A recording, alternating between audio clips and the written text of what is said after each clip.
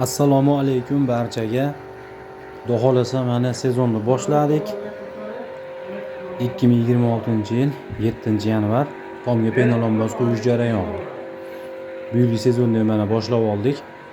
Hozirgi joyimiz Farg'onada bo'ldi. Obyektimiz piltani ustiga 7 sm qilib qo'yyapmiz. Shu joyimiz qoldi.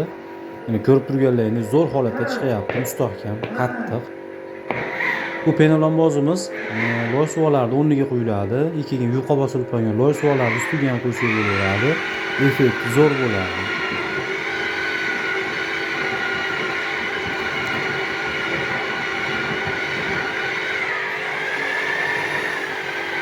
Bu penalonbozimizni loy suvolarni ustiga 5 sm qilib qo'yyapmiz. Vassali shlipovkalar ustiga naveslarga bo'lsa 7 sm, uylarga bo'lsa 10-15 sm gacha qilib qo'yyapmiz. Chunki buni qancha qalin qo'ysa, effekt shunchalik zo'r bo'ladi. Keyin bu loydan 2 barobar yengil bo'ladi. Shuni hisobiga vazni unchalik bilintirmaydi, yuk tushgani ham.